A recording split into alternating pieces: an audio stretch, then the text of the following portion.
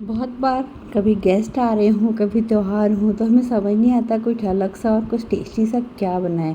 तो आप ये हमारे वेज कबाब ट्राई कर सकते हैं जो बहुत ही यमी बनते हैं। बहुत ही आसान सी विधि है और आपके सारी जो भी मतलब मन में ख्याल है ना कि मैं क्या बनाऊं बढ़िया सा, तो आप ये बना के किसी को भी खिलाओगे ना तो एकदम वाह वाह कर उठेगा। बिल्कुल नॉनवेज वाले जो नॉनवेज लवर्स को भी ये नॉनवेज वाले कबाब से कम नहीं लगेगा और वेज वालों के लिए तो है ही है बेस्ट। बहुत ही सिंपल से तरीके से बनता है, आपके घर में सारी चीज़ें मिल जाएंगी इसको बनाने के लिए और बिना झंझट के झटपट से आप बना सकते हो। एंड तक देखिएगा, सारे टिप्स एंड ट्रिक्स फॉलो करिएगा और इस टेस्टी टेस्टी कबाब को एंजॉय करिएगा। और मैं एक तोड़ के भी दिखाती हूँ, देखिए अंदर से भी कितना बढ़िया, मतलब आपको सच में पता नहीं चल सकता अगर आप नॉनवेज वाले हो ना कि ये वेज है कि नॉनवेज है। तो बस मैंने इसको बनाने के लिए घर में भी रखी हुई चीज़ों से ही बनाया है। तो मेरे पास कटहल रखा हुआ था, तो मैंने सोचा आज सब्ज़ी से अलग इसकी एक रेसिपी बनाऊं जो हम लोग को खुद पसंद आती है। तो मैंने सोचा हो सकता है आप सबको भी बहुत पसंद आए। कटहल के पीसेस को अच्छे से धो के, ये नीचे वाला जो एक्स्ट्रा पार्ट होता है और ऊपर अगर छिलके के साथ एक्स्ट्रा काट के मिल गया है तो वो भी हटा दीजिएगा। बहुत ही आसान है, आप देखना कितना इजीली बन जाता है।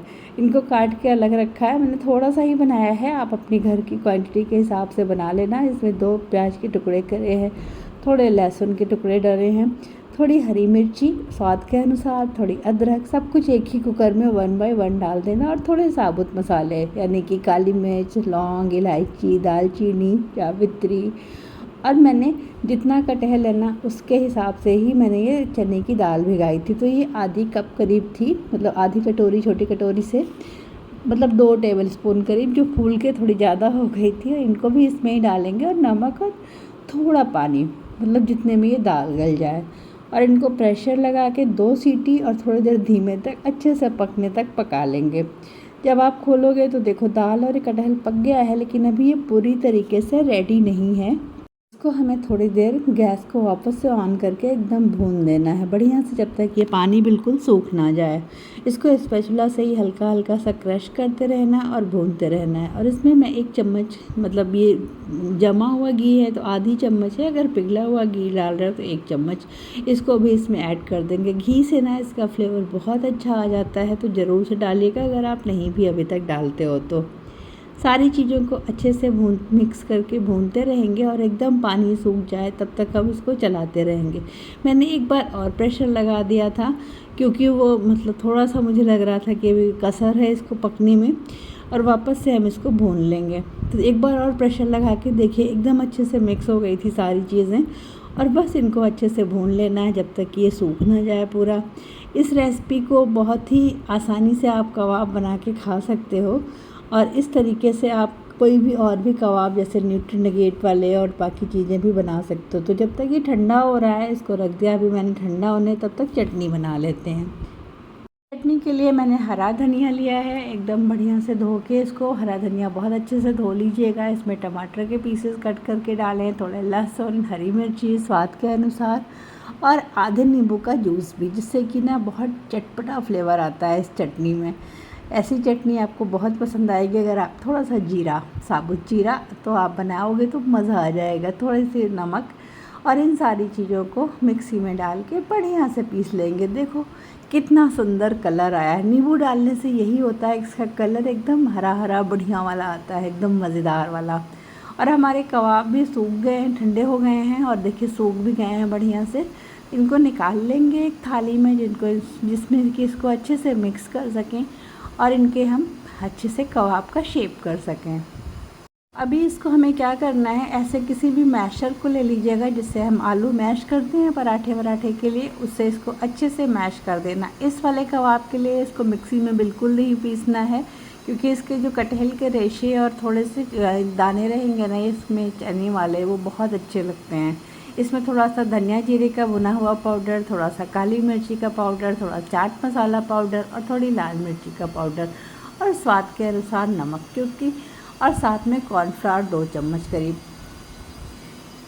आप इसमें कॉर्नफ्लावर, चावल का आटा या फिर बेसन भून के तीनों में से कुछ भी डाल सकते हो। मैंने इस वाले में कॉर्नफ्लावर ऐड किया था। आप चाहे तो चावल के आटे को भी डाल सकते हो या फिर बेसन को हल्का सा ड्राई रोस्ट करके। अब क्या है, बस कुछ नहीं, हाथों में तेल लगाया थोड़ा थोड़ा और इनको कबाब के शेप में बना दिया। देखो कितने सुंदर दिख रहे हैं, फटाफट से बन जाते हैं। टिक्की से थोड़े मोटे होते हैं और एकदम चिकने होते हैं कबाब्स। इनको बना के हम रख लेंगे और फिर सेक।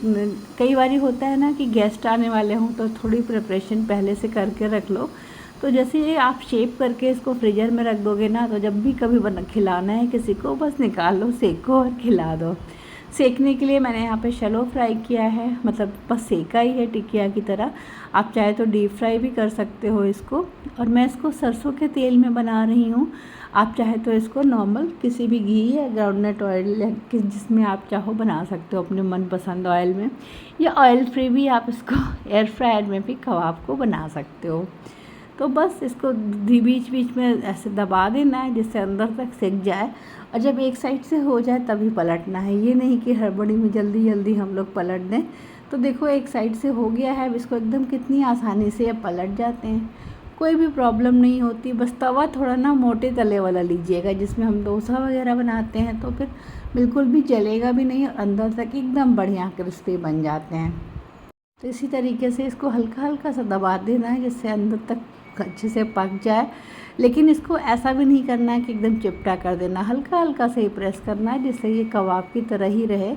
और इनको बढ़िया से सेक लेंगे उलट पुलट के, एकदम टेस्टी वाला, और बहुत ही अच्छा लगता है। मुझे फ़ीडबैक ज़रूर से चाहिए। अगर आप में से जिसने भी ट्राई किया इसको मेरे वीडियो को देख के, तो प्लीज़ बताइएगा कि कैसा बना, क्योंकि ये बहुत अच्छा बनता है, इसलिए मैं बार बार ऐसा बोल रही हूँ कि आप बना के देखना।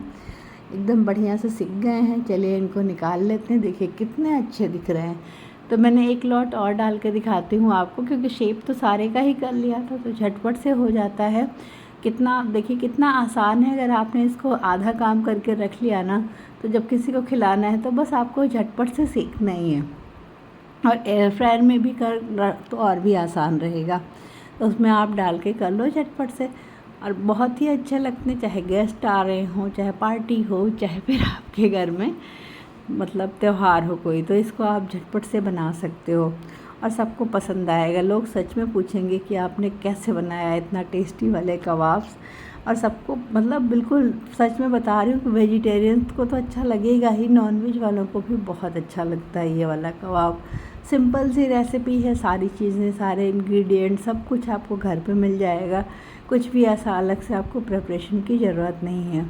लेकिन इसके साथ ये चटनी ज़रूर से बनाइएगा और प्याज ज़रूर से लच्छे वाले कट करिएगा, क्योंकि इसका कॉम्बिनेशन ना चटनी के साथ ही और प्याज के साथ ही मज़ा आता है। तो चटनी देखिए कितनी सुंदर सी है, इसको भी साथ में रखिएगा। और प्याज के लच्छे ऐसे कट करके, या आप नींबू वाली प्याज अगर अच्छी लगती है सबको, तो लच्छे काट के नींबू डाल के भी सर्व कर सकते हो।